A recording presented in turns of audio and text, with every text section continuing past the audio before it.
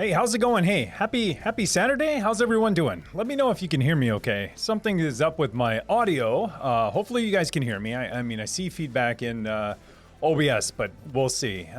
Something is wrong with my Go XLR. I think something's blown out on it. Like, something to do with the power? I'm not really sure. Good. Thank you, Geeky Rand. But anyways, show must go on. I'll figure it out. I'm working with Go XLR to figure it out, but I honestly think it's a hardware issue because now I have to plug my headphones into the back of my Go XLR and the output, and it's about a quarter, so I can barely hear myself, which is probably a good thing.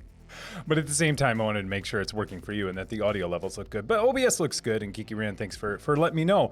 So hey, how's it going? Happy Saturday. How's everyone doing? Welcome to the stream. Appreciate you tuning in and taking time out on this Saturday. Let me see. So what do I start with? The weather? Sure, we'll start with the weather because I usually do. Weather here in Minnesota is pretty cold. Today it's up to 10, and that's okay with me because it's been pretty cold. Anywhere from -10 to 15 to 20 to all the way up to 30, 43 earlier in the week. So it's just been going up and down. Huge swing. We got some more snow. I know you don't want to hear the Geeky Rant, but we got some more snow. Just a little bit last night. It came down really hard. I don't know, inch or two, and it says it's I'm gonna have snow in 1 hour too. So we'll see. Not much, just a light dusting. So, but I think everywhere, at least I've known east of me, it's been pretty cold most places. So I think this cold front that's going through is making its way east. So it's been pretty cold, but I'm okay with it. I mean, it's January. It should be cold, at least here in the northern hemisphere. But yeah, what are you guys working on? I throw this out to you guys every single week. I'm curious to know what you guys are working on, if I can help with anything, or let's talk about stuff. Just a general time where we can get together and share what we're working on. What I've been working on something it's kind of ambitious. I don't know if I bit off more than I could chew, but it's been racking my brain for the last week and a half putting this together, and it's something that I hope you guys will like. Obviously, it's a video, but a little bit of guidance too on things that I've learned. I won't go too far into it, but just some general guidance on stuff with home labs and stuff like that. So it's kind of it's more, I don't know, different topic than I usually cover. Not different in the sense that it's still about home lab self-hosting, still same in that genre. But it's a little more higher level, and I guess some guidance in architecture. I'll put it that way. Usually my stuff is very pointed. Here's how you do this. Let's figure it out. So, anyways, I've just been wrestling with this, and I don't know. I won't go on forever, but I was just up all night thinking about it. I think I woke up 6 times just thinking about it. I was like, oh my gosh, I don't think I fall asleep until 4 in the morning. On top of that, waking up 3, 4, 5 times in the middle of the night. Woo.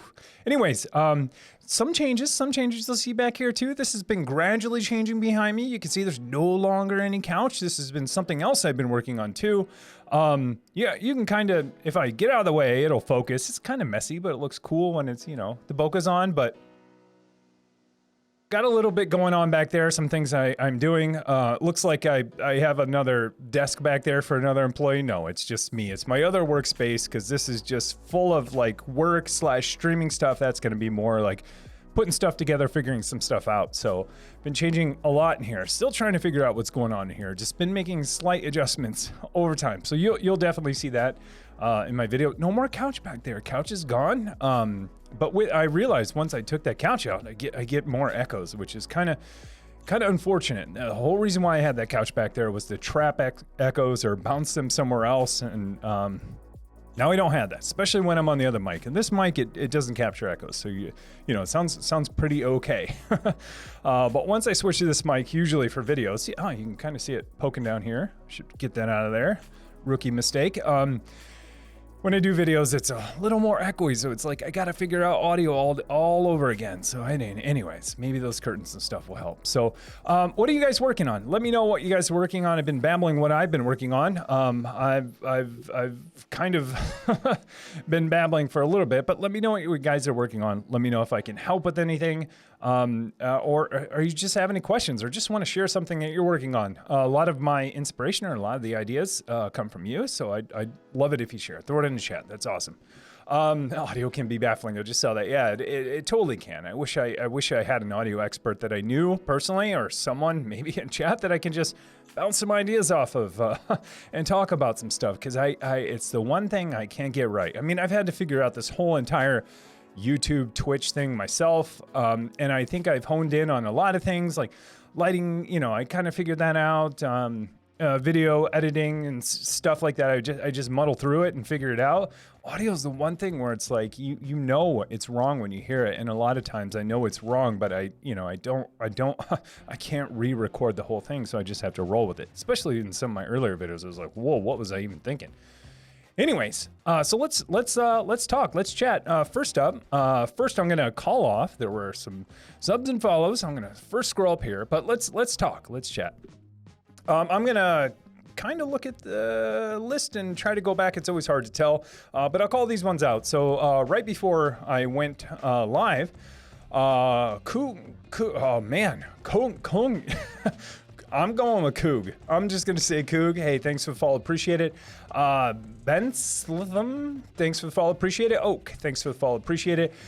Captain Morven, thanks for the follow, appreciate it. Home Lab New, dude, thanks for the resub. Tier 1, 18 months, 14 month streak, 18 months of learning.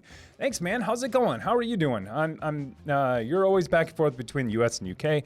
I'm betting you're in the UK now. I'm betting you're in the UK. If not, let me know. How's it going, man? Good to see you. Thanks for the continued support. Really appreciate it. Also, let me know if the audio, the music, it's so hard for me to tell what's what because I can barely hear anything in my headphones, so I appreciate it. I know that's going to be loud. PC Geek let me know that my notifications aren't loud enough. I tried to turn them up, but again, audio is being weird. I think something's wrong with my Go XLR. But Lightning Strike, thanks for the Prime sub. Thank you so much for spending your Prime sub with me. Really appreciate it. How's it going? Okay, let's get into it. Chat. Let's see. Who was here first besides me testing my bot with the banana command? It's PC Geek. How's it going, man? Good to see you. Salvarius, how's it going? Good to see you. PC Geek, ooh, this is a banger. Yeah, that first one I really like too. I haven't used it yet in a video. I'm still trying to find the right one for it. It's a lot of bass in there, and so I kind of gotta work it in for sure. PC Geek just put in a new sound card in my PC because the onboard Realtek garbage was messing up my surround sound speakers. Now the bass and stuff works great. Man, I remember the good old days of like not using onboard sound. Anyone remember that? I'm sure you guys do. I mean, like when one of the first things I always looked into after I bought a motherboard when I was building PCs was sound card and video card. It was just like a given. Like what Sound Blaster sound card is out now, which one I still have quite a few that are actually really nice that I don't use. And that was always my first or second choice. You know, video card, obviously, first choice.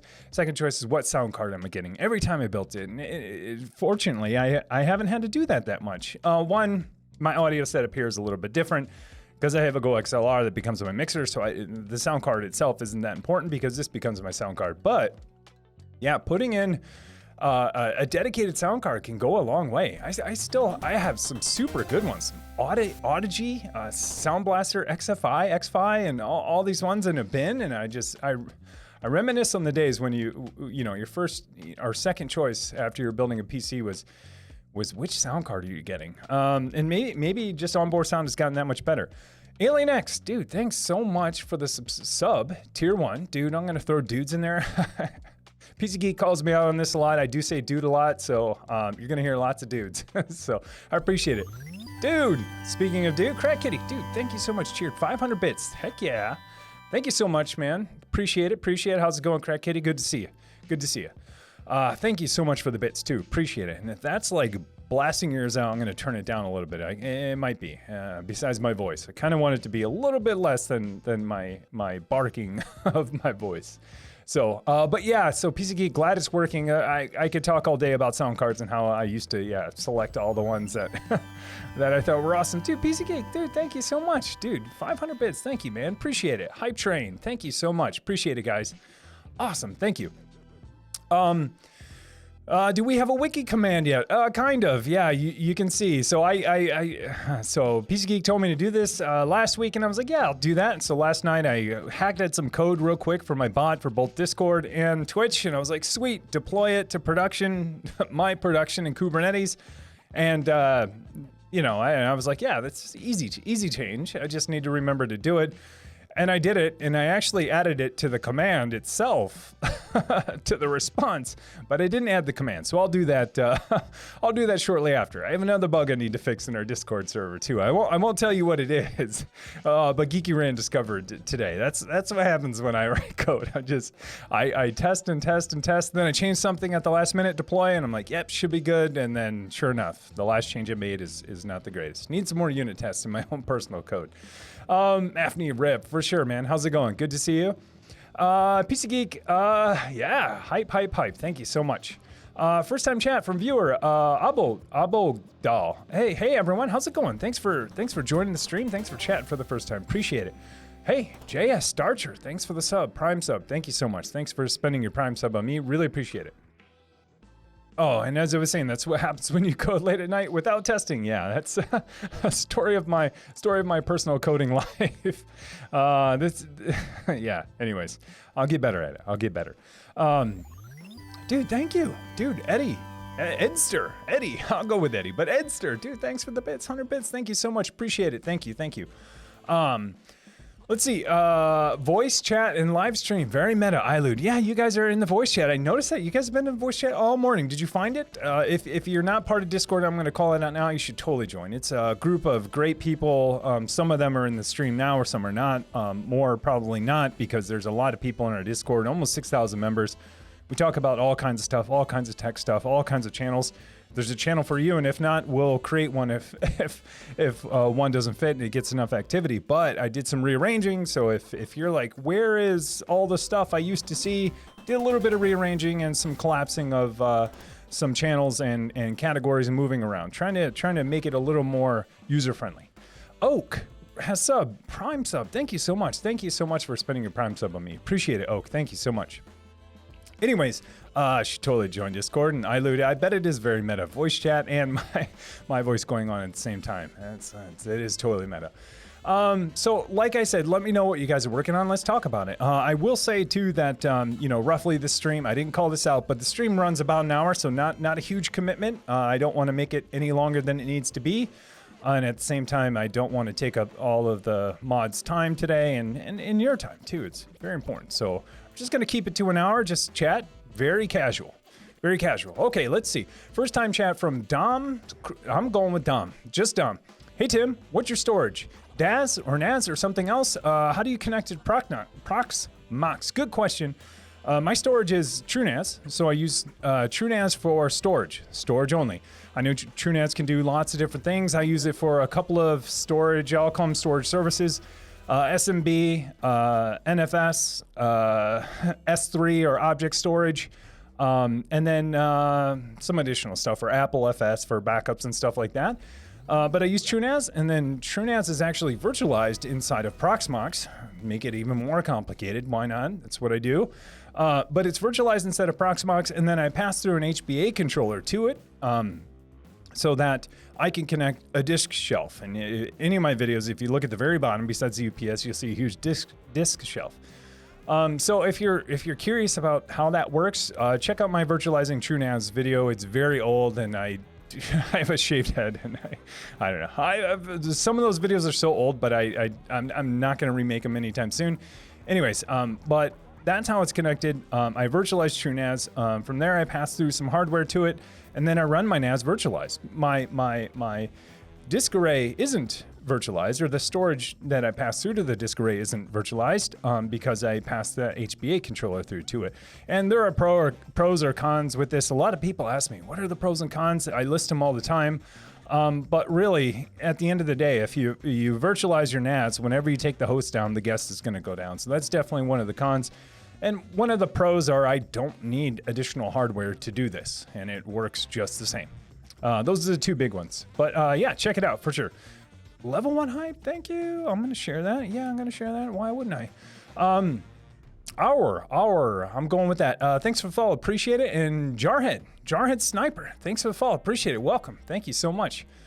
Let's see. 18 months of learning. Yes, sir. I'm sorry. Either I'm sorry or you're welcome. you choose. No, but I appreciate it, Home Lab New. Appreciate it. Edster, currently working on my website. Nice. Awesome. So I do some web development too. Yeah, let me know. React, Vue, plain old JavaScript and HTML, CSS. Let me know. Let me know what you're building on. Or are you just building it on top of a CMS or static site generator? So many options. We have so many options to build websites now. It's incredible and incredibly awesome. I think I still have a screenshot of one of the first websites I ever built in HTML and JavaScript and CSS. Just plain. It's so bad. I should find it somewhere. I don't know. Maybe I'll post it on Twitter or something sometime. But even way back, and I won't say the day, but I was self-hosting stuff way back when, and I wrote a website in HTML and JavaScript. Self-hosted it too with dynamic DNS. It was fantastic. Doing the same thing I'm doing now. Same thing, same interest. 20 years later, but just the technology has changed. So pretty awesome. Let's see. First time chat from AlienX. Oh, how's it going? Good to see you. PC Geek looking for a good Docker container to just host a Linux terminal in a web browser. Something light and simple. Alpine itself. Yeah, good question. Yeah, that's just hosting a terminal. Oh, but you want the web piece too. I thought you were gonna like SSH in. Yeah, good question. I'm sure there's some out there. I should look because I know exactly what you want to do. You basically want to open a web page, go to a terminal, and launch it, so you don't have to SSH into stuff. Because if you're on a mobile device, that makes it hard. I know there are SSH clients, but just the web for all the web things. Yeah, it sounds pretty interesting for sure. I'll look into that. Let's see, Edster. Sorry, this is Tech with Andrew. Edster, nice. Probably should start mine. Yeah, LMAO. Yeah, if you are looking to just host a website with just a contact page and you already own a domain, check out my Little Link server. I created this thing that's just a big contacts page. You can see it at technotim.live. If you have a domain and want to self-host something that's super easy and you're not a great designer or don't know CSS that well and just want to have something out there, yeah, it works great. And it's a nice, easy way to let people know how to connect with you with all your social media or whatever you want to list there. It can be links to anywhere. It's a great thing about it. Crack Kitty. Let's see. Another week, my list of things I'm working on is way too long for chat. Squirrel. Yeah, I hear you. I'm that way too.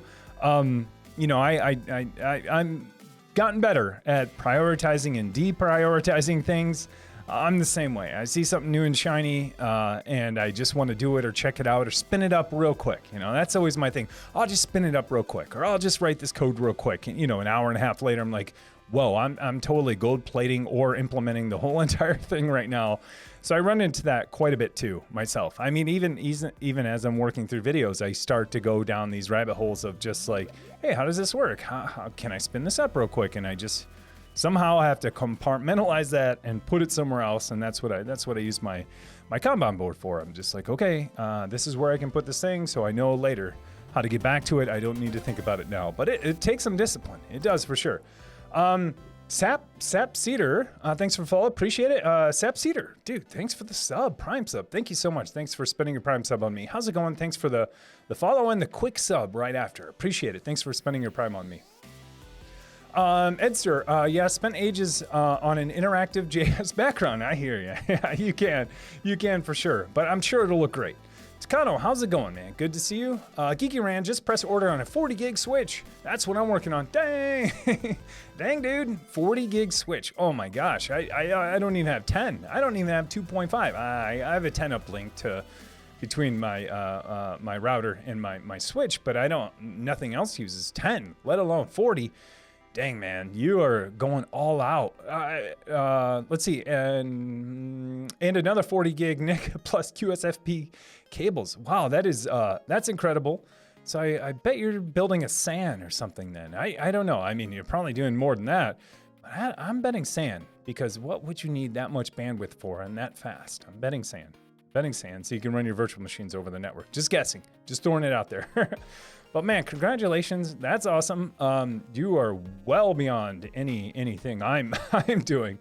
That's pretty awesome. And if you're not doing it for a SAN, what are you using it for? It's got to be a SAN, because like, why would you need that much bandwidth, and can your hard drives write that fast? So I'm thinking you're writing to a SAN that has, backed by super fast storage or an array of devices that can actually read and write that fast. Sounds awesome, man. I need some of that in my life at some point. Techno, working on making a login screen for my school. All right, yeah, I know what you're talking about. Your school, quote unquote. So you've been working on a learning website for people. It's pretty awesome. Get the security right for sure. Get the login right. I mean, you might want to do local auth, or you might want to just lean into third-party auth, like OAuth. Most people have a Google account, or most people have a GitHub. Well, I shouldn't say GitHub. Most people have social logins. I'll put it that way. Choose your social. An easy way to do that is to use something like Auth0, which will handle no endorsement, by the way, but they make it really easy. You can do third-party social auth with something like Auth0 or an internal auth system if you want, and then do it real easy. And then you kind of offload, authentication on social, and then you kind of wipe your hands of it until you need a local login. But I always appreciate when sites have local login too, versus just only social. So. Awesome, man. Sounds awesome. Yeah, but for sure. That's fast. I agree, that's fast. Cyborgium, how's it going? Is there any chance you'll be doing an updated guide on traffic with Rancher? I've tried following yours and other people's, but it just seems out of date. At least not working with the latest K3s Rancher. Possibly. Yeah, so long story there is that Rancher has moved away from their old app catalog. And the reason, I always wondered why they didn't update their app catalog with version 2.0 of traffic is because they've totally moved away from it.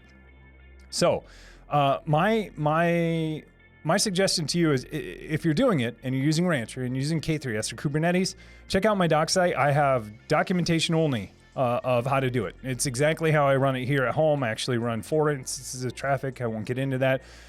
2 in Kubernetes, 2 in Docker only. But I wrote a complete guide of how to do it. No video exists for it. But all of my configuration, everything's there. Just search my doc site, docs.technotim.live, search for traffic. There's a lot of stuff in there. But it's the one that's like, or search for ingress or something. Kubernetes ingress with traffic, because it's all there, along with my configuration. Not for the faint of heart, that's for sure. This one's complicated. That video was complicated, and now it's, unless you're using an older version of Rancher, it doesn't even apply anymore. So it's tough. But let me know, Cyborgium, or I can point you to in Discord. Just ping me. Damn 40G, I know, man. I know. That'll be my storage domain. There you go. There it is. He has to finish his snack. Yeah, no. I was kind of snacking before. I was eating a banana and drinking some water and drinking some juice because I'm starting to feel down again. I need to get back up. Let's see. How Weston, hello. How's it going? Good to see you. Techno, quick. Someone copy Techno Tim's site. The copyright date is 2021. Yeah. Those, I never, I don't know. It's so funny that, the copyright down there, that I even have to put it there. Like, I would never, one, the site is open source, and 2, it's like, I don't know. Anyways, I need to update it. But at the same time, is that even enforced if I just say, hey, there's a copyright on this since, 2021 or 2022 or whatever? I've never known. Most people do it in their footer, so I'm like, yeah, what am I going to put in the footer? Let's put it down there. But all of my stuff is open source anyway, so all the stuff you see publicly that says open source, look for the license, obviously, first on most things, but yeah, that's why I put it out there, so people can reuse it so they don't have to figure this stuff out again. Crack Kitty, dude, thank you. Cheered 100 bits, dude, thank you. Just need to be above the PC Geek. Yeah, all right, man. All right. Oh, yeah, I see what you're going for, the leaderboard up there. You can hear me, thank you. You can hear me, but you cannot hear Rand or Chris, so you guys are in Discord chat. You're doing the double chat. PC Geek, 7 degrees here today. Yeah, out east, it's cold. It's 9 here, so it's colder there than it is in Minnesota. Salvarius, nice and cool here at 60 degrees, and you're in the southwest, so yeah, that is pretty cool for you. Maffney, snowing here. Yeah, we're getting some snow too. Let's see. First time chat from Odiv. negative 30 degrees Celsius here now. Brr, yeah, that's pretty cold. At some point, Celsius and Fahrenheit kind of meet up. I think that's getting close to where they do, at least in the negatives. Geeky Rand's still jealous. Yeah, he wants some snow. Let's bring some snow to Geeky Rand. I think he's a little southwest of me, I think, or southeast. I know he's south. That's for sure. Dang, that's cold. Yeah, for sure. Edster, well, it's summer here. All right, so you're in the southern hemisphere. All right. Yeah, I think so. Keep all that. I'll take summer. Yeah, it is. I don't know. I enjoy the 4 seasons. I enjoy the change. Just this, hey, every couple of months we're going to have different weather. In Minnesota, arguably, we have that day to day, even minute to minute. Most people say if you don't like the weather in Minnesota, just wait 10 minutes because it changes so rapidly, which I think is true, even from day to day. But I enjoy the 4 seasons. We get a pretty good span of 3. The 4th one, winter here, lasts a long time. We've been pretty fortunate the last couple of years to have it not be as cold as normal, but I think those days are over. We'll see. Whoops, crank up those lab temps and heat your house that way. I hear you. First time chat from Whoops. I hear you. Funny story. Our heat, something broken, we had a gas leak, and long story short, I considered that too. I was just like, maybe I should start mining Bitcoin for the next 24 hours to kind of heat it up in here. In my lab, but yeah, it was nice, and it was about 60 in the room that my server room was in, which is colder than normal. It's usually about 68 in there with everything running in the wintertime. But the rest of my house was like 50. I'm like, man, we should just go huddle in the server room for sure. Tech with Andrew finally figured out my issue from last week in regards to setting up sonar and radar. Nice. It sounds awesome. Huge accomplishment. First time chat from viewer. Bald and Bearded Builder. Hey, how's it going? Bald and Bearded Builder. I see you on Twitter all the time. How's it going? Loving Proxmox. Been following your vids. Quick question. You ever tried to pass through the VGA port from the server to a VM so it can potentially connect a monitor to the VM? Absolutely. I've done that. I have a video on it. It's one of my first videos ever. I'm like, this is so complicated. I got to document it. So yeah, absolutely. So passing through, let me see. Have you ever tried to pass through a VGA port from the server to a VM so it could potentially connect a monitor to see the VM? Yeah. So any time you pass through the GPU I'll go with GPU. Anytime you pass the GPU through to the VM, you can then plug in the monitor to that VM and see it and run it as if it's a workstation. Totally doable. In my videos, I plug in a dummy plug. The reason I plug in that dummy plug is to trick the video card into thinking there's a monitor attached. So you don't need a dummy plug if you're going to plug in a real monitor. But video cards, if they don't sense a monitor plugged in, they'll go into power savings mode or not even initiate altogether, depending on your video card. So yeah, absolutely, you can do that. I have videos on it. It's pretty complicated, but my config is there too. If you do go down that route, I will say, be sure to compare your configuration. There are definitely some things you can do in the UI that may not be obvious in the configuration. And so if you follow steps and check all the boxes in the UI, you might be missing some advanced option that's tucked away that you can do easily through configuration. So yeah, I have it. Just check out, look at my doc site, look at for passing through a GPU in Proxmox, and you'll find it. And you'll find all my configuration. I still use that to this day. Every time I either rebuild one of my servers or build a new server, I still follow that guide for passing through a GPU because I have a workload that runs, 2 workloads that run on my servers that require a GPU. So I absolutely still follow that guide. And every time I think, I got this, I don't need to look at my own docs, I mess it up or I miss a checkbox, and that's why I go back to the config file. So very important you look at your Proxmox VM config, your 100.conf or 102.conf, basically your virtual machine ID configuration. And it's a lot easier to do there. You got to SSH in or however you want to manage making those config file changes. But But yeah, absolutely. You could do that. You could do it. You could run as a workstation. Maffney spoil us, lol. Geeky Rand, lol. Tim, gonna tell you how to automate his grow room. Yeah. It's no longer a grow room anymore. That's the running jokes. My server room used to be a grow room. I honestly believe it was. On the breaker panel, it said sauna, but there was no sauna in there. It did have cedar on one side of the wall, but I think that was just a ploy. It was all a cover up. Oh man. Odiv, headed back to the office, so making sure I can get to my home lab from the office. I want to tinker over lunch. Yeah, I hear you. WireGuard, Apache Guacamole, Dynamic DNS, Etsy, etc. I'm used to Linux.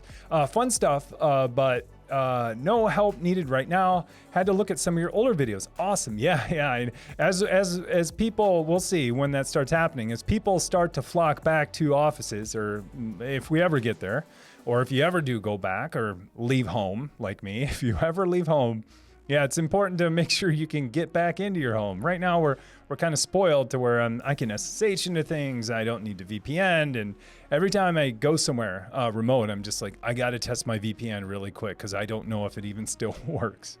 But yeah, awesome. Anti7, been messing with XCPNG. Yeah, awesome, great product, virtualization product. I think open source from Citrix. Awesome. Let's see, Edster, the dark mode Proxmox you shared is awesome. Thank you. Yeah, it's been around forever, and I've always just been like, PC Geek or other people in Discord know, I've just been like, I'm waiting for the official. Well, I've said that for over a year now, and I just got so fed up with it not happening. I'm not really fed up. I've just like was hoping it would come sooner.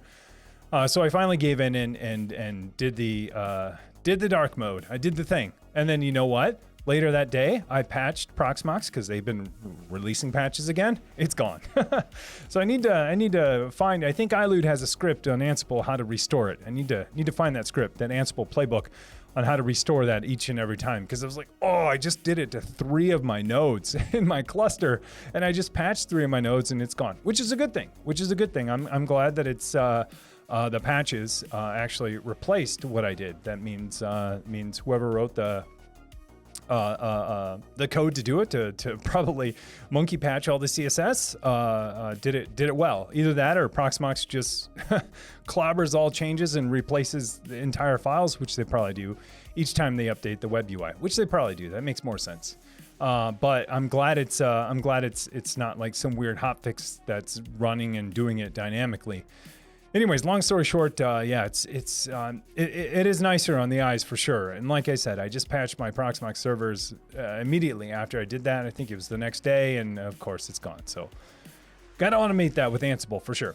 How Weston ended up fighting COVID. Oh man, now slow again with my home. Dude, hope you're okay. Hope you get better. Swift recovery. Take care of yourself. Home labs can wait. They can wait for sure. Anti7, missed the gold. I don't know. The gold. Let me know what the gold is. I'm missing that one. PC Geek, if you want a local GUI console in Proxmox, I have a write-up on how to do it that's pinned in the Discord. Awesome. Thank you. Yeah, like I mentioned though, if you just pass through a GPU to any of the virtual machines that you have on there, you can plug a monitor right in. Golden. Let's see. PC Geek. LOL. Geos1, creating a new Keep Alive D K3s MetaLB Callium. Nice. All right, creating a new Keep Alive D K3s MetaLB Callium. So I assume a load balancer, or that's something that's balanced with Keep Alive D. Awesome. Sounds awesome. I still have one small piece, single point of failure within my K3s cluster. At some point I'm going to tackle, but it's anyways. Sounds awesome. I hope it goes well. You should share your findings. Anti7, bring back the plant. Oh, it gave the place a Miami vibe. Oh, I see what you mean. The gold plant. Yeah. So you noticed. Yeah, my gold plant, my goldfish plant. It's actually over there now. I haven't figured out this situation yet either. And I'm just trying some different stuff. I haven't figured out this situation. You usually see that stuff down there when I'm sitting, but not when I'm standing. I'm standing right now. And my last video, I was standing. I think I'm going to start doing standing videos. I don't know. I'm just mixing it up. My gold plant is over there. That whole corner, I haven't figured out what I'm going to do yet. But yeah, maybe it'll make its way back to the desk. I like it. Bring back the goldfish plant. It's a gift from my wife for our anniversary a long time ago, and I love it. It's got a couple of plants in it that are huge now. Let's see. Also, I'm scrolling up. Techno might need those foam sound panels for your walls to reduce noise. Yeah, I thought about it. And I do have. So I have sound panels. You can't see them. This whole entire wall behind me is covered in sound panels, and they're not the foam ones. They're not just like foam. These are like legit sound panels from a buddy of mine on Twitter, Ethan. He works for a company that does it, and he's like, I'll send you some of our samples, and you can kind of see them on the wall. Some panels back there, and I have panels back here, but it's this. So I have 3 monitors right here. As soon as I talk, the sound goes back there and hits that, and then comes right back into here. Plus the ceiling. Plus I have hardware floors and no couch anymore. So yeah, still working on it. Curtains are kind of going to help, so I'm covering up that flat area. And plus, I wanted to put out blackout curtains so that I can hide the light. So if I record during the day, it still looks like, night, or if I do it at night, basically, so I can control the light. I have blackout curtains now, so which is definitely going to help with sound too. But there's a little area where it can bounce, and the whole entire ceiling. I feel like I need to put something up here where no one can see. But yeah, it's tough. But thanks for the tip. I'm still working it out. Geoswan, Ad Rancher, and Harvester. Yeah, for sure. Harvester is on my very, very short list. I have it running. Just need to make sure I can talk intelligently about it by the time I do it. It's interesting for sure. Flips a lot of paradigms upside down. So we'll see. It has begun. They asked me to do work on one of the printers at work. Oh, man. Oh, man. Yeah, say no. Crack Kitty, audio help. Make sure it's plugged in. You're welcome. Yeah, thank you. That is probably one of the best tips ever for audio. Thank you, Crack Kitty. True form. Thank you. Gaming Careers on YouTube has some great videos on setting up streams with audio. Oh, for sure. Yeah, for sure. Gaming Careers has lots of great help. He has a great podcast too.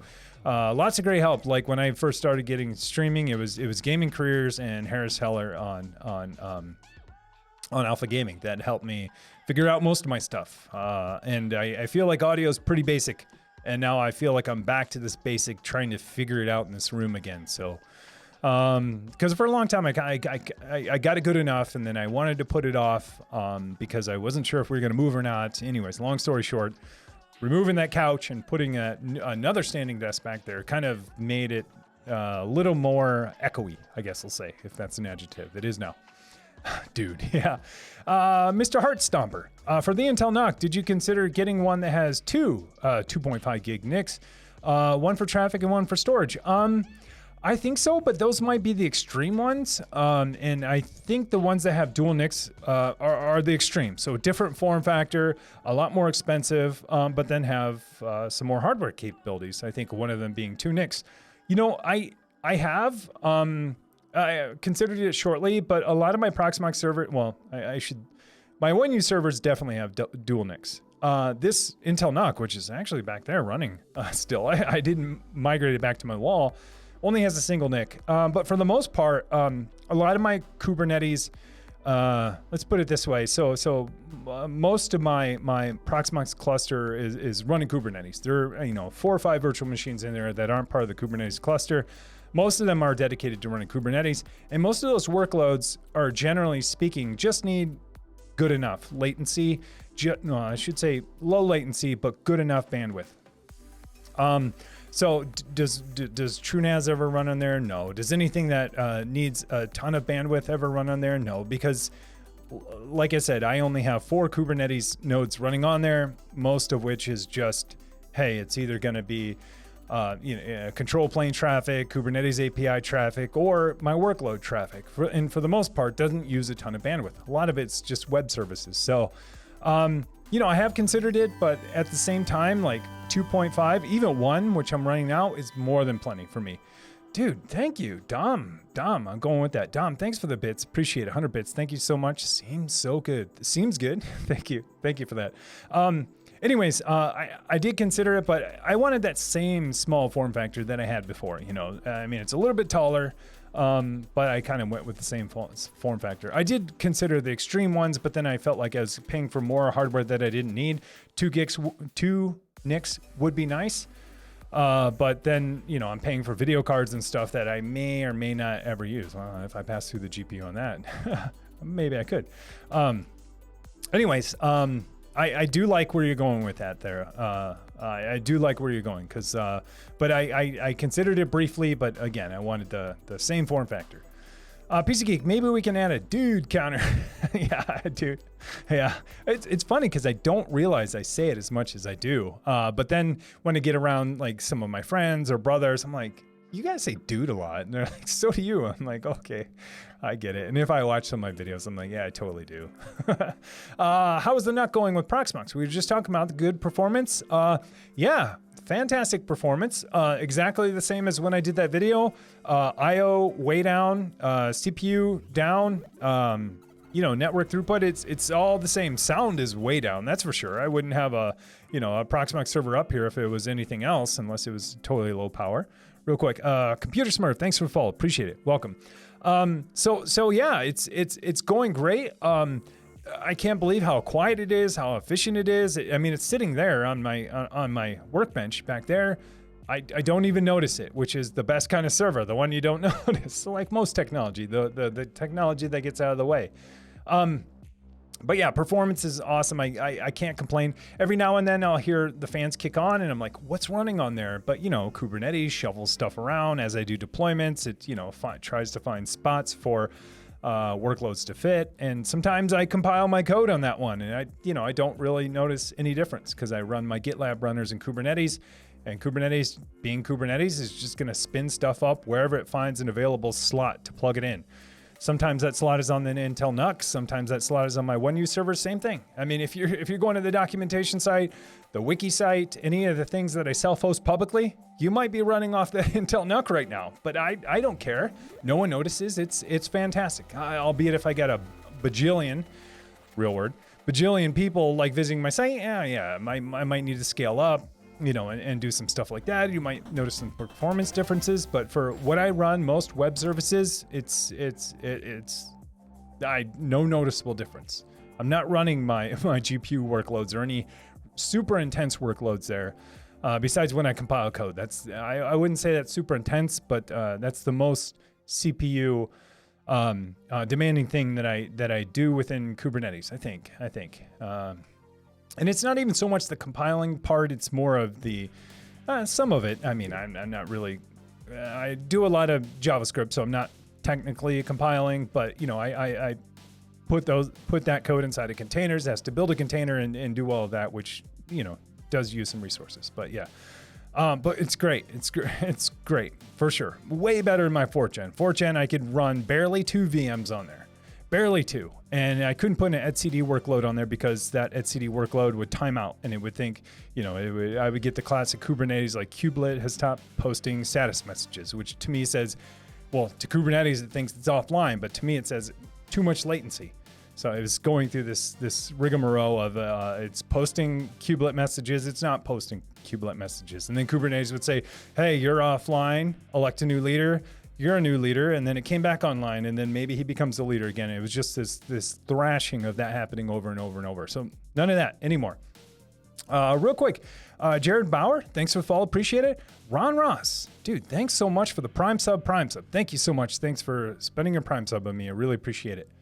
Anyways, Robrew just got an NUC 8th gen and planning to use 64 gigs of RAM on it. Nice. Yeah, I'm a huge fan. And this is not a departure from me like using rack mount servers anymore. I still use them. I still love them.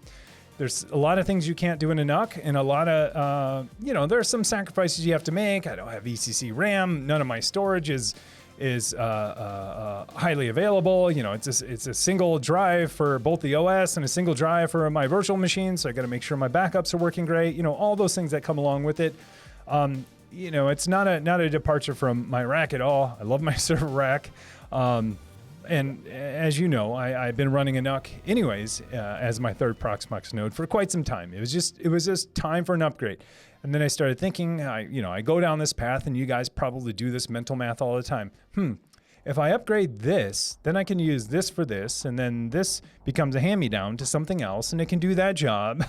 And then it does that job until I don't need it anymore, and then that hand-me-down can go to someone else in my family because it's probably 10x better than what they have anyway. So I went through that mental math, and I just decided, yeah, I could upgrade it. And then my mom's PC just totally died, and she was running an old Atom one, which was good enough. But I'm like, why not upgrade her to a Core i5, Core i5 Intel NUC? Because she's been running an Atom processor machine for a long time. It's been totally fine until the machine died. And I'm like, okay, now I can do all this. But real quick, Manic, thanks for the follow. Appreciate it. I'm going with Pi Skates, P1 Skates. What is this? Hype. 2, first watching your Twitch stream, has been watching most of your YouTube videos. I also have a small home lab, so your videos are great. Thank you. Yo, there we go. Yo, first, I was like 2. Yo, first time watching. Thank you. I appreciate it. Hopefully I steer you in the right direction. Hopefully I give some decent or sound advice, or at least a couple of nuggets to take away. Jay Starcher, I set up a Rancher K3s cluster using your videos as a reference, but I'm struggling with the bundled traffic plus Clipper over SSL. I use Caddy server for load balancing and Let's Encrypt, so looking to use a self-signed certs or stay on port 80 for the K3s service. Problem is, most apps try to redirect HTTP access to HTTPS, and I get stuck in a redirect loop. Should I ditch Clipper and use MetalB or figure out how to get 443 working? Any videos on this setup? No videos on this setup, but I talked about it a little bit earlier, Jay Starcher. I have a video, not a video, but a document on how to use, get rid of the version of traffic that ships with K3s and use like the official version of traffic that ships with that's out there publicly. Arguably, it's a long story, but K3s used to ship with version 1 of traffic. Now they ship with version 2. But I have a guide on how to like kind of strip out the things in K3s that are bundled with it, and then add traffic to it as an ingress controller to make things, I think, a little bit easier. And I did get rid of Clipper, the service load balancer. So I have a doc on that for sure. It's not for the faint-hearted, but like you're probably deep in it already, as I can see. So it might make a lot of sense to you. Search my doc site for traffic and ingress, and you'll find it. But I know exactly what you mean. It is tough. It was tough even when it's a Docker version. But that's the route I went. Is I'm gonna bring my own version, standalone version of traffic and use it, and not use K3s's service load balancer or the version of traffic that they ship with. Because I mean, 1, I had to figure it out and how to get it working, and then 2, once I figured it out and got it working, I was just going to keep going down that path. It's kind of separated some of the concerns. I understand why it ships with it and the way it does, but it makes things a little bit more complicated when you want SSL or you want a load balancer and you don't want to use theirs. So. But I would say go with what works. Mine's, I wouldn't say non-standard, because a lot of people do what I did. For a while, it was the only way to get traffic version 2 on there. So I would say, if you want to, go off the path a little bit, do it my way. But if you want to stay on their path, it gets kind of tough. It gets kind of tough for sure. I don't know if that helps, but check out my doc, see if that helps at all. If not, let's figure something out. Simo, thanks for the follow. Appreciate it. Dr. Sprite has resub Prime 2 months, 1 month streak. Dude, Dr. Sprite, thank you so much. Appreciate it. PC Geek, yep, I remember that about the sound cards. Oh yeah, it did have a joystick port on it. How many input lights? It was simple rate. I'm running in the Audigy FX. Yeah, I remember that. Does it have a joystick port? Because it had the little serial port on there too. Yeah, I totally remember that. We're going back, man. We're going back. That's before like USB, game controllers became popular. People are probably like, USB? I use Bluetooth. I'm like, this is like 3 generations back we're talking about. Yeah, for sure, man. Dude away. All right, I threw a dude in there. I missed my chance to say dude in the bits. Maybe later. Thanks, man. Thanks, dude. It's Duder Man. Duder Man. Techno Tim, I'm preparing stuffs for my new rack, collecting devices, and printing shells for small switches, etc. Abagdal. I'm going with Abagdal. Dude, there's dude. That is awesome. One of the reasons why I keep telling myself I want a 3D printer is to be able to print shelves or print brackets or mounting enclosures for some of my devices. I'm almost at that tipping scale. I mean, we have a 3D printer channel now in Discord, so I think I should probably own one. I'm getting there. Geos1, taking the free K3s and Rancher course from Susie. You're going with Susie. Awesome. I saw that they were offering that. I've seen it on Twitter. It keeps appearing in my feed. Sounds awesome. Let's see. Is the bot broken? I hope not. There might be a bug then. We'll see.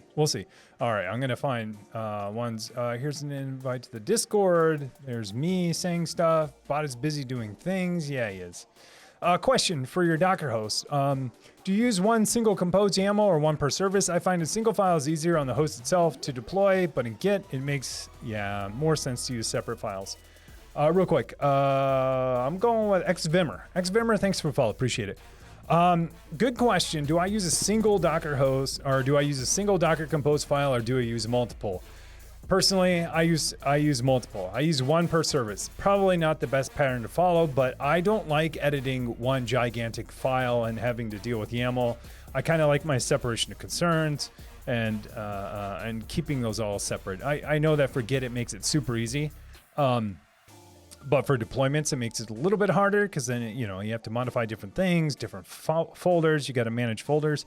So I trade the complexity of managing one file down to the file system, I guess, right? Because in Docker Compose, when you say Docker Compose up, it's looking for that file. And then, if things are if you're using volumes and not using absolute paths, it's going to use relative paths, so it introduces some complexity there. Generally, the way I do it is one compose file per stack.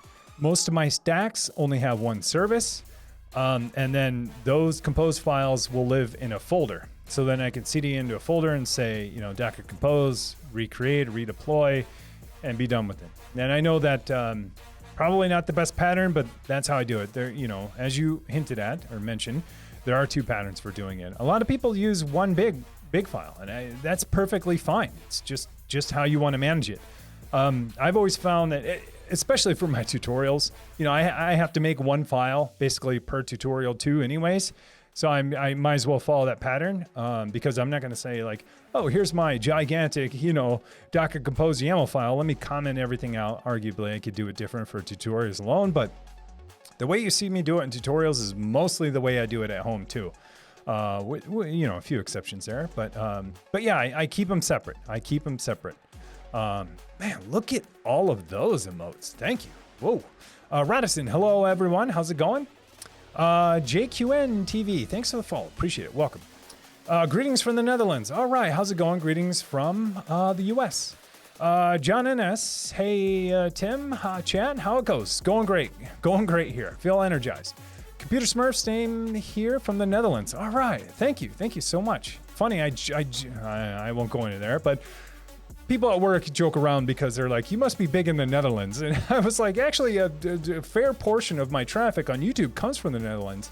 But they joke around with me because once I jumped on a call at work, and the people on the other side of the call were from the Netherlands. And one guy was like, are you Techno Tim? Do you have a YouTube channel? I didn't even see it in chat. And then later on, they were teasing me at work. They're like, you must be huge in the Netherlands because that guy recognized you. And I didn't even see in chat that he had said he knew who I was because it was a Zoom chat, not like anywhere else. And that's obviously class. But anyways, long story short, someone from work, when I was on a call, recognized me. I was like, oh, that's pretty awesome. Anyways, thank you and welcome from the US. Thank you for being here. Basically, one place for SSHing into servers. Yeah, I got you now. I hear you. Jarhead, Snipers, Jarhead, Sniper CZ. I started doing Proxmox on my 3 hosts. Your content is really helpful. Thank you. I appreciate it. Let me know if I can help. Let's see. All right, gonna look for. All right, I'm getting close to time, but I started a little bit late, so we got time. Welcome to the rabbit hole. Oh yeah, squirrel. Oh, I was just leaving. All right, something that's blanked out. Ref, I'm going with this. Appreciate the response on Twitter. Ari, the hover link. Yeah, I think I mentioned you on GitHub then. I was gonna mention it on Twitter too. Let me know which hover you're talking about. I started Googling hover and there's like so many different hovers. Let me know. There's like something in real estate. There's all kinds of hovers. But I mentioned you on the GitHub issue.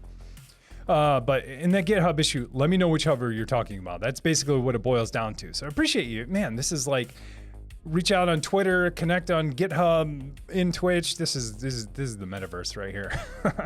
Won't go that far. Squirrel Mining. Hey, Tim, building a mining rig farm with hundreds of computers. Oh my goodness. They don't use as much bandwidth, but there will be many of them.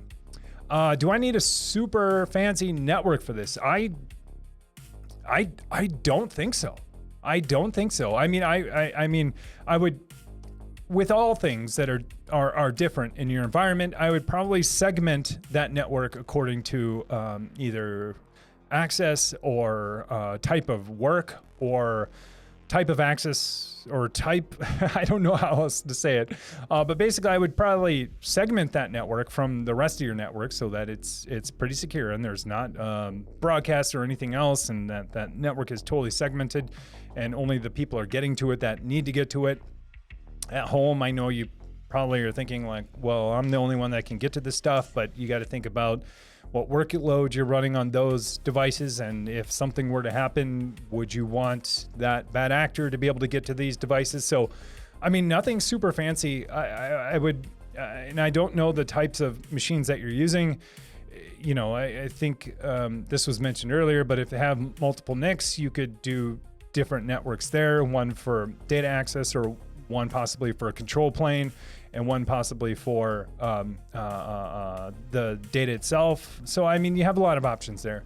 I don't think you need anything super fancy. If you are saying it's low bandwidth and no special requirements there, I mean, personally, if I were doing it, I'd create a VLAN. I'd put them all there. If they had multiple NICs, I would connect one NIC to one VLAN, a management VLAN, so I can manage them, and then connect the other NICs to another VLAN, which they can communicate with each other, which they probably do. They probably need to report in. Maybe they don't. They probably do, because you have a control plane somewhere that's orchestrating all of this. And that's about all I would do, personally. I mean, there's obviously things you would layer on too, but as far as network concerned, if it's low bandwidth, segmentation would be my first thing. And then next thing would, if they have multiple NICs, is possibly consider having a management network to manage those devices, and then another network to actually, for those devices to communicate with each other. But that might be getting too complicated. Jonas, hey, thanks for the follow. Appreciate it. Former mod Daniel. Thank you, former mod Daniel. Thanks for the follow. Appreciate it. Thank you. Welcome, people. Guys. People. I'm trying to, yeah, anyways, I say guys a lot too. I realize it might not be the best thing to say all the time because you may not be guys. But Squirrel Mining, let me know. Hey, Fur, thanks for the follow. Appreciate it. Welcome. Squirrel Mining, not really VLANs, yes, but not fancy. There you go. Mining is mainly just internet access as far as I know. I was thinking lots of switches. Yeah. All the things we were just talking about. Segregate, yeah, exactly. Segment your network.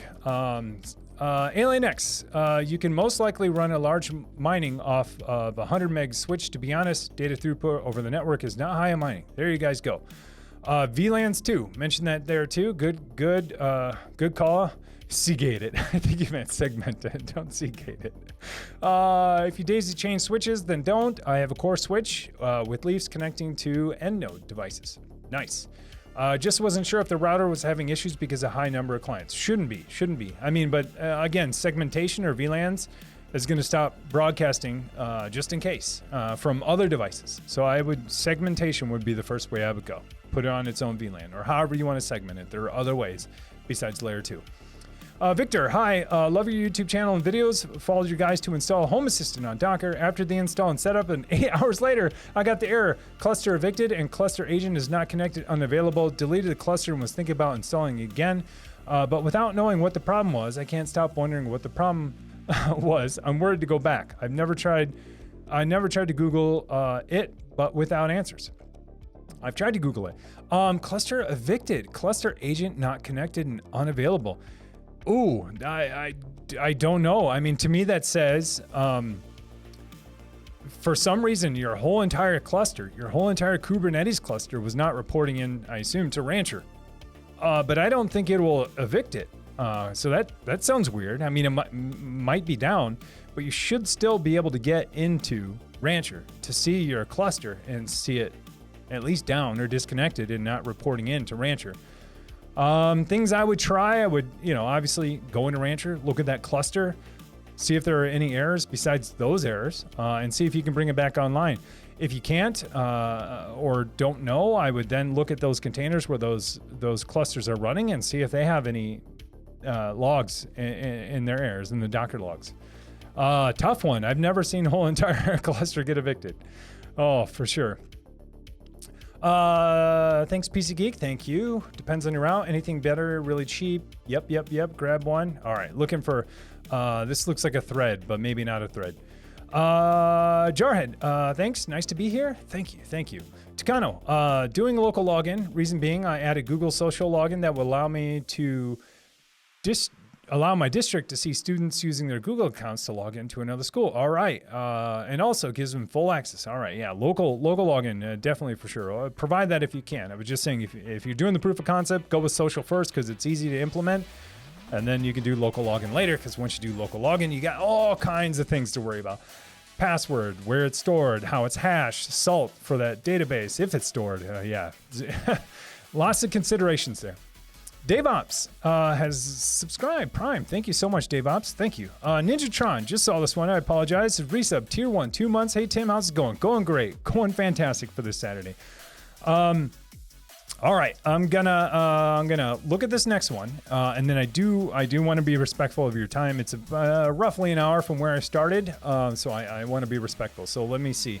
Dom, can you talk about your HA setup at home? I understand you have multiple Proxmox servers in HA, storage virtualized in TrueNAS on multiple Proxmox hosts, and then you have HA and Kubernetes. How do you ensure your cluster stays online? Hardware HA up to K3s HA. Yeah, lots of HAs going on. Lots of HAs.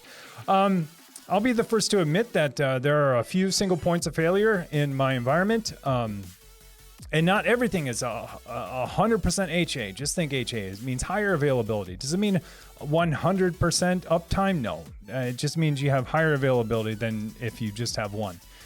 Does it mean that I don't have blips sometimes while containers are moving around? No. Does it mean that I run two or three pods at once or for all workloads? No, it doesn't.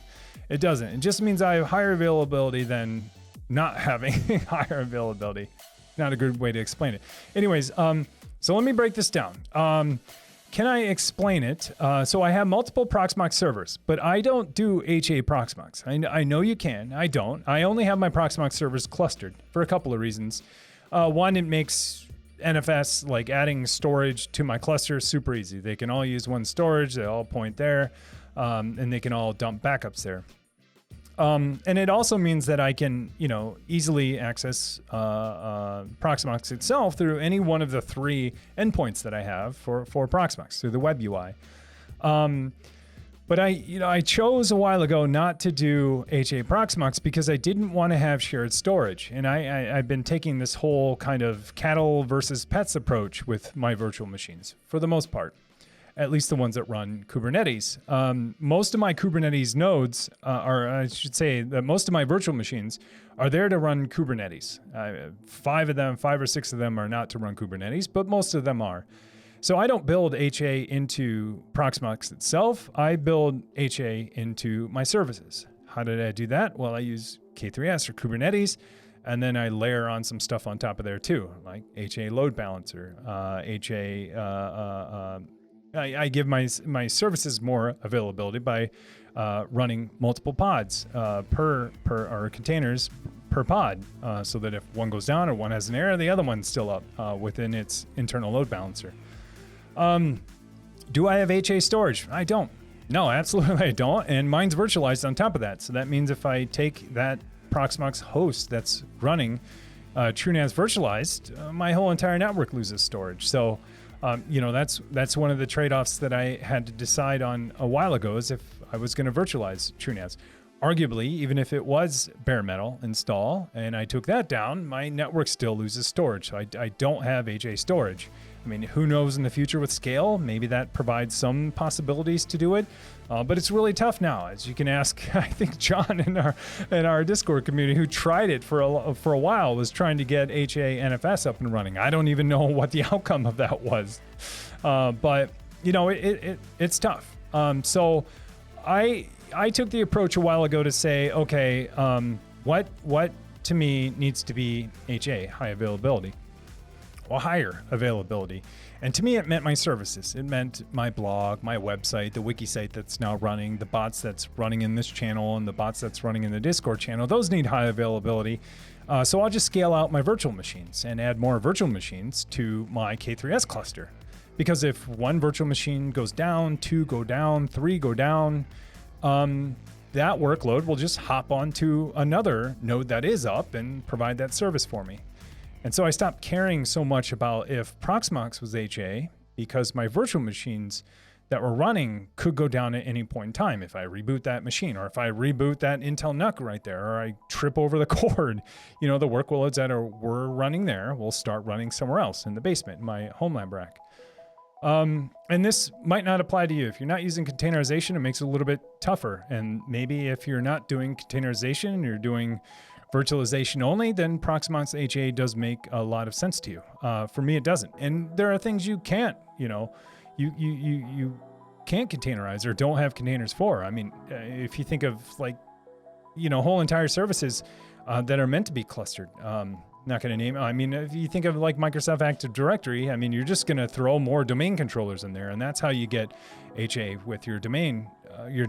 Is you just build more domain controllers. Same kind of idea.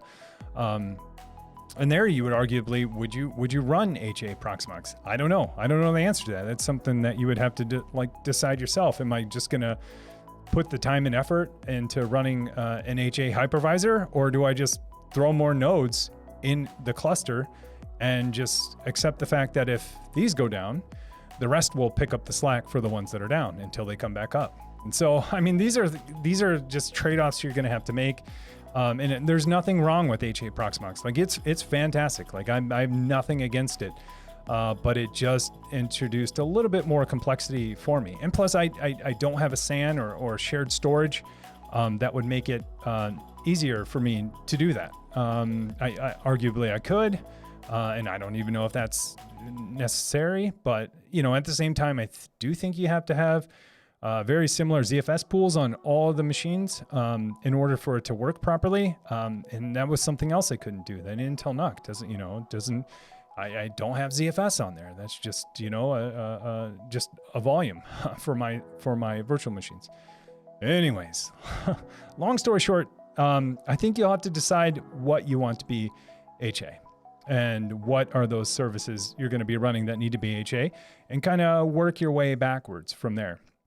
Rather than saying I'm going to run HA K3s or I'm going to run, HA Proxmox or HA hypervisor, think about what service you want to make HA and work backwards from there. At least that's what I did. Plus, I didn't have the hardware or the know-how at the time when I did it to run a HA Proxmox. This is mainly hardware, because Craft Computing has a fantastic video on how to run HA Proxmox. Fantastic.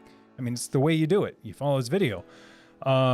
But for me, I didn't have the hardware to do it. And I started thinking about, well, do I really, me personally, for my own use case, do I need HA virtual machines? For Kubernetes, I don't, because they're cattle now. They're not pets to me. I'm not just like, yes, Haleo 1. Yes, let's take care of you and make sure Haleo 1's always running, and you're the only one. And if you die, spin Haleo 1 up somewhere else. So Haleo 1 is the name of my servers.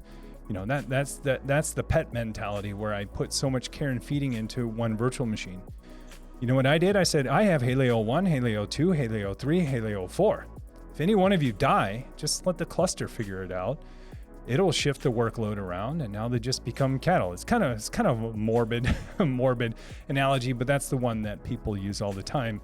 The whole pets versus cattle. So my virtual machines, to me, excluding my 5, I have 5 pets, but for Kubernetes are just cattle, and I'm gonna treat them kind of all the same. If one goes down, sorry about you, but we'll figure it out later. But it's not the end of the world. Another one will spin up. So, anyways, I could talk about that a lot, but it really depends on your use case. So, hopefully that's been informative. Again, it's if you want to do HA virtualization, absolutely 100%. If it's the right thing for you, go for it. Did I do it? No.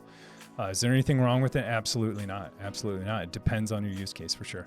Okay, guys, I said I was going to take one more, and then I talked about it for a long time, but I think it's super important. And again, I'm not like justifying anything I did or trying to say that what you are doing is not right or wrong. It's a case by case basis, and really you just have to like look at your architecture and what you're trying to provide, and make some decisions there. And you know, they're I won't say there aren't any wrong answers, but you know, some are better than others. And I took the lens of, I want my services to be up, I want my services to run, and how am I going to do that? I'm going to do it with Kubernetes. Arguably, I still have Docker only hosts. Those are one of my pets.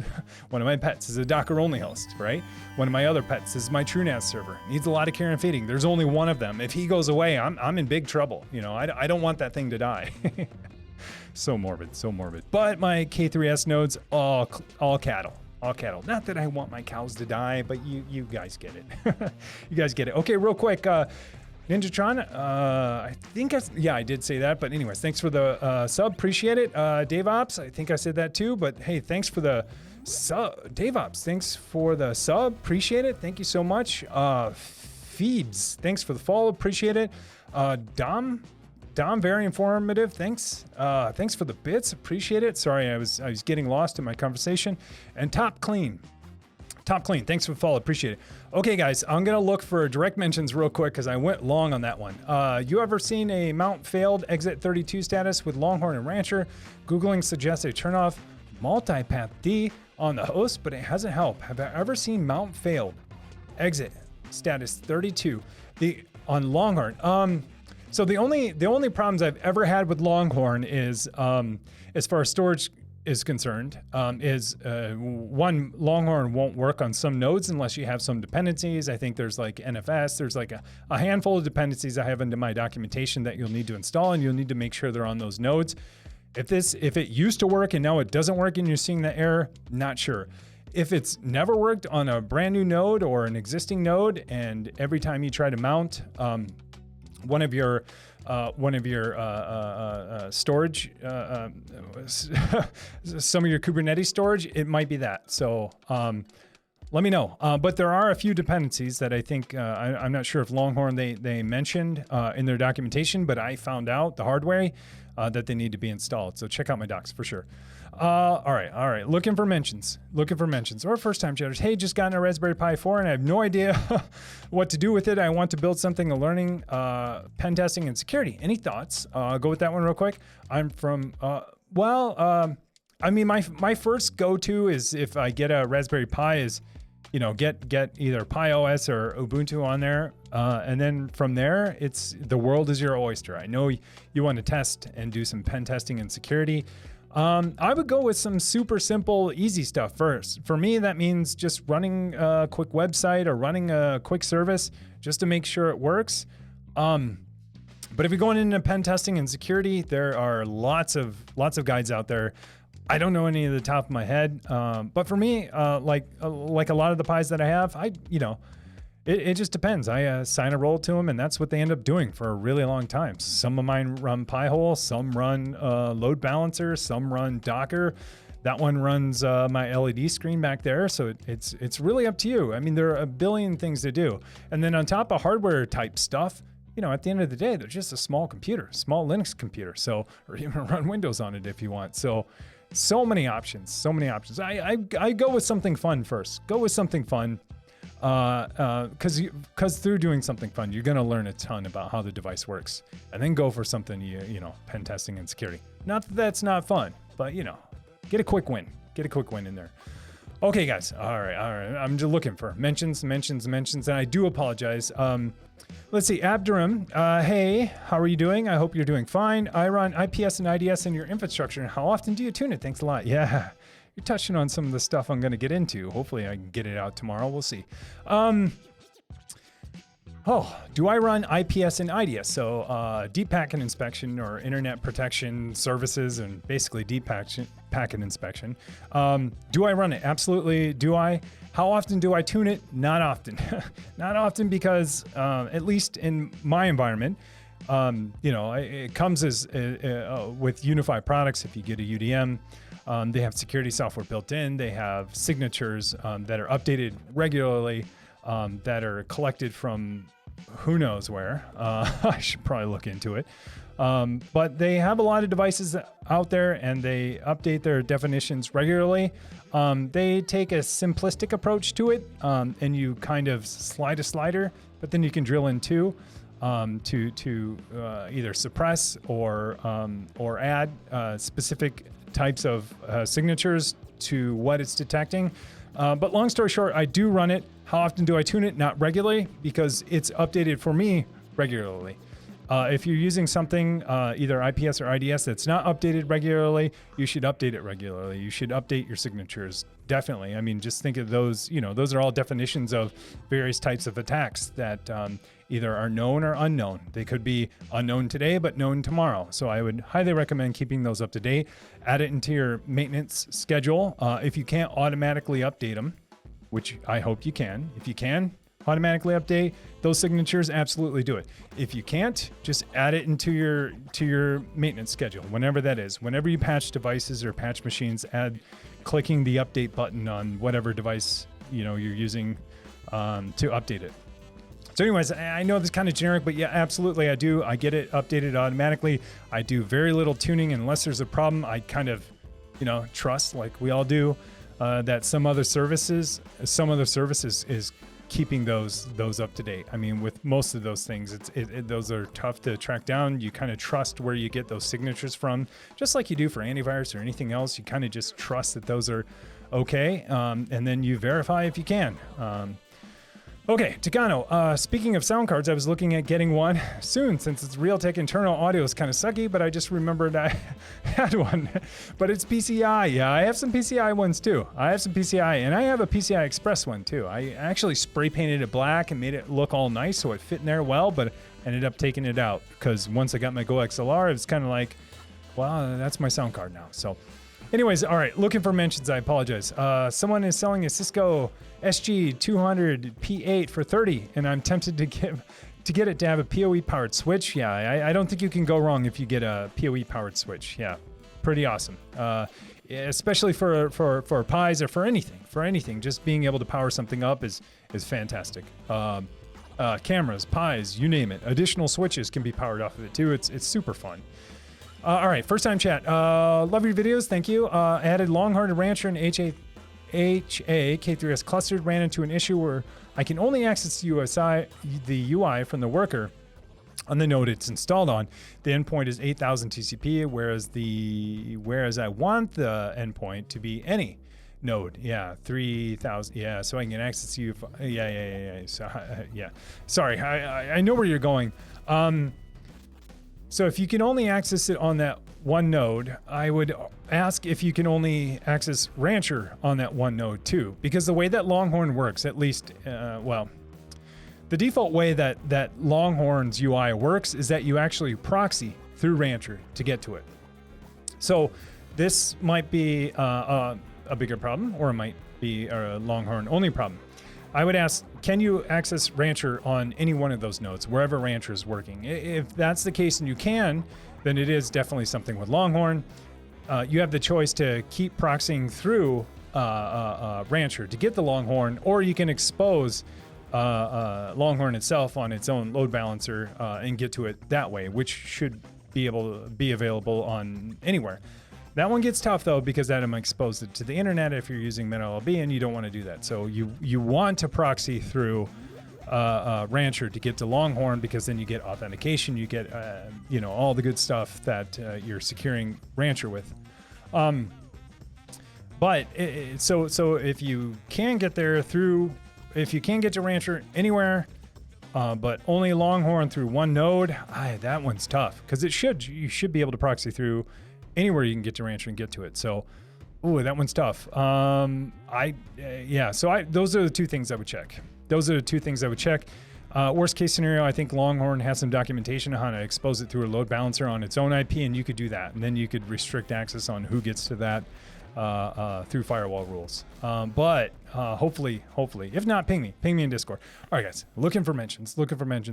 I have an updated GitHub issue for blank. Username is pronounced Reflex. Thank you. Oh, Reflex. I said Reflex. Thank you. Reflex, thanks. It's going back to the hover issue. All right, Phoebes. Love your videos. I just answered that. All right, I'm glad I stopped on that one. Okay, Rob the Red Gaming. Techno Tim, I've been setting up Pi-hole plus NUT server on the same Pi. I'm running into issues where the NUT install steps over the Pi-hole server. Do you have any examples of Apache files with them both running on port 80 with NUT at /NUT and I know exactly what you're talking about. This is like the whole use case for Docker in general. I know what you're talking about. I don't have any examples of an Apache config where you can get to each per route. I mean, you could do a couple of things. You could expose. I think what I ended up doing was exposing NUT on a different port than 80. Arguably, you can do that. To me, it didn't matter because I ended up putting a reverse proxy in front of it anyway, so I get SSL or certificates, TLS, I should say.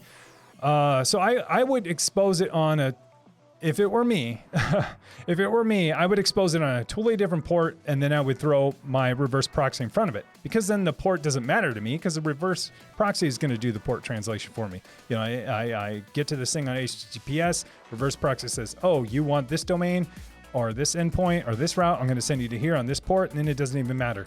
I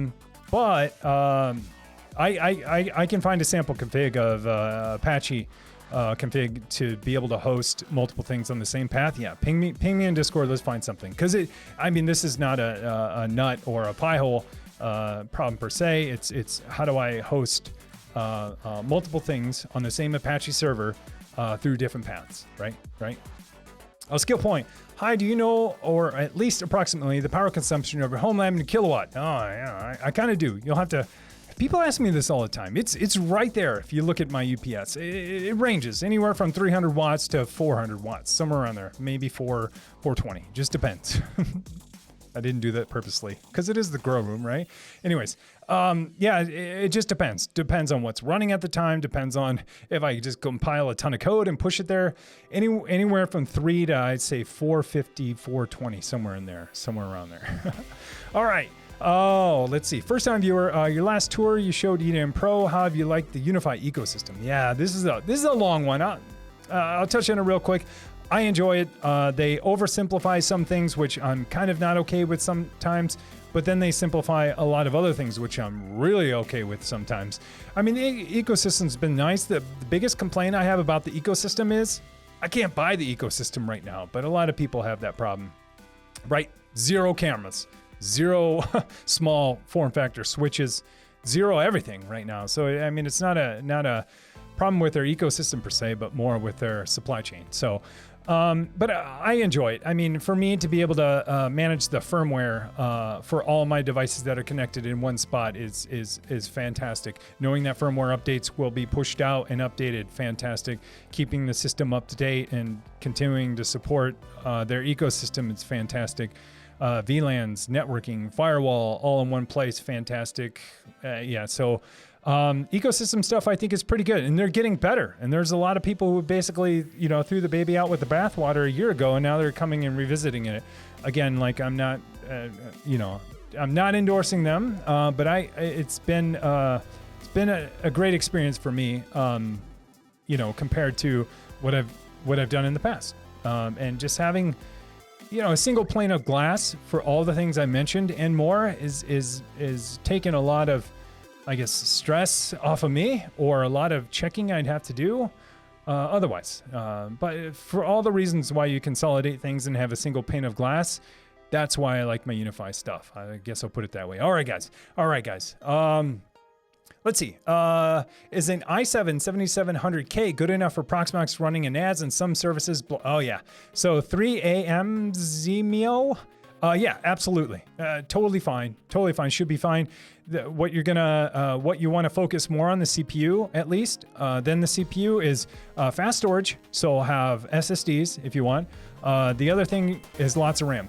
If you go with fast storage and lots of RAM, you're going to find that most things in general, most workloads that you run, unless you're transcoding video or doing some really CPU intensive stuff, the CPU becomes less important. Obviously, if you scale, horizontally to, 10, 20, 30 virtual machines, yeah, CPU is going to start to become the bottleneck.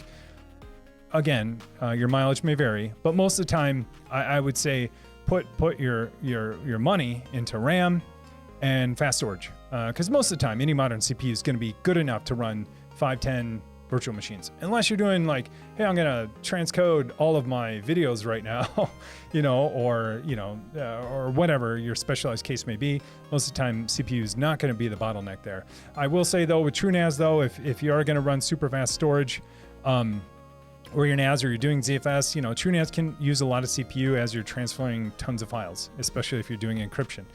And if you're doing all that, make sure you're passing through your CPU type or the host CPU in your virtualization server down to that TrueNAS guest, so you can get some of the instruction sets from that CPU versus a virtualized one. Anyways, I'm going way too deep. But most of the time, you want to put your money, I think, in RAM. Next is storage. Third, CPU is most likely going to be okay. If you're up 4, 8 cores with hyper-threading, mostly going to be okay unless you're doing something specialized. Again, generic response, but I think that's a kind of a safe bet or a blanket statement that you can make for most things, unless you're doing something specialized. All right, guys. All right, last one. Here we go. Are there any pitfalls to look out for from buying old server hardware for a starter lab? The new Diabolic. Are there any pitfalls? I mean, describe pitfalls. I mean, there are some considerations when buying older stuff. I mean, if you get a really good deal on it, and you get a really good deal on the RAM, the CPUs, the hard drives, the only I would say downside is the cost to maintain it. So the cost to operate it. Power concerns, really. But if you save the money up front, that might pay for itself. So the ROI might make sense over time because you save so much up front that the additional power you might spend on that device will pay for itself over time or chip away at what you've saved. I think someone in our Discord posted an ROI calculator. That's pretty awesome, where you can plug in your devices, plug in what you paid, plug in your power per kilowatt, and see what the ROI is on your device. But I would say, I've always used old devices. Only recently have I used new devices. My home lab has always been a hand-me-down for myself. It's something I used in the past, and now I'm actually using it for something else. So I would just say, like, for the most part, you can't go wrong using an older device. Just be aware of power consumption and how much power it costs in your location. And for the most part, I think you'll be good. The nice part too is that the resale value on a lot of the stuff you buy is super high too. So if you find after 2-3 months of running older stuff that you need to upgrade, or you want something more efficient or smaller or bigger, the resale value holds, especially if you find really good deals on it. And I've noticed too, if you sell in your local market, you actually could do better than if you. So what I found too is if you buy something, wow, hype train at the end, I like it. Start with one, end with one. But what I found is if you get a really good deal on eBay or anything, aftermarket type stuff, usually when you go to try to sell it locally, you end up either breaking even or making a little bit of money off it because people like to buy stuff local too. So, anyways, that's what I would go with. 3AZMEO. I hope I'm pronouncing that right. Wow. Thank you so much. Wow. Let's go in here real quick. What a great way to end the stream. Really quick. Got to call these out. Top Clean, Dar Holo, Coding God. That's what I'm going with. Bluesmith. Thanks for the follow, guys. Hey, Thieving Bullet, thanks for the primes. Thanks for the sub. Appreciate it. 3 a.m. I got to get that. 3 as meal. That's what I'm going with. Thank you so much for the sub. Really appreciate it. Rob the Red Gaming, thanks for the follow. And then the prime sub. Really appreciate it. And 3AZMEO gifted 5 tier 1 subs. Dude, thank you so much. Dude, thank you so much. I mean that. So then, Jamand, John NS, Mr. Martin, Sweet Tech, and the new Diabolic, thank 3AZMEO, I got to get that right, for the gifted subs. Thank you so much. I really appreciate it. Man, ending on a hype trend. Thank you guys so much. Hey guys, thanks so much for joining in today. Oh, dude. And then you gifted 5 tier 1 subs. All right, let's keep it going. All right, so dude, thank you so much. Appreciate it, man. Our person, I should say, because I don't know.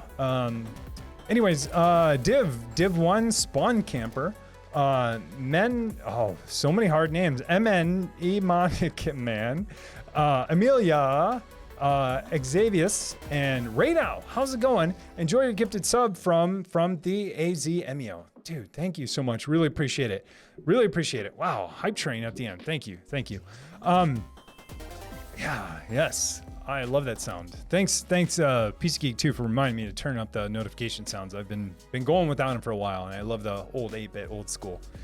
Wow. So, Thieving Bullet just put an order for UDM Pro. Either I'm sorry or you're welcome. That's my response. And again, it's not an endorsement. I've just found that it's been, for me, it's just taken a lot of stress off me having a single pane of glass to monitor and manage everything from my network and my home security. It's great and super user friendly too, because my wife uses it. That's how she accesses our home security too, through their app, which they have fantastic apps for. I can go on and on and on. But it's been a great experience. Anyways, thank you guys so much for everything today. Thanks for tuning in today. I did go a little bit over. Every time I say it's going to be short and, I got a hard stop, we just go over. So totally fine. I hope I didn't bore you too much. I will be back next week on Twitch for sure. Absolutely. And I'll have something out here for you shortly. I'm just trying to get it done. It's a big one for me because it's a little bit different. So I appreciate it. And you should see it hopefully here soon. If you want to continue the conversation, if you have more questions, if you want to chat with other people who are interested in some of the same stuff or interested in things that you're not interested in, you want to learn and connect and communicate with people, join our Discord. We got a Discord of almost 6,000 people so far who are passionate about technology, who love a lot of the stuff we're talking about, and who make this channel and the Discord server and the YouTube channel great. So I really appreciate it to the people in Discord. If you haven't joined yet, there's absolutely a link. Thank you so much. Yeah, that's pointing to my link shortener, which is working. Again, my link shortener is running in Kubernetes. Could be on the Intel NUC. Who knows right now? Anyways, won't go into that because you'll see more of that soon. Thank you so much. If you have questions, feel free to ping me in Discord, ping me on Twitter, wherever. Have a fantastic rest of the weekend. Have a happy Saturday and be good to each other. Take care, folks.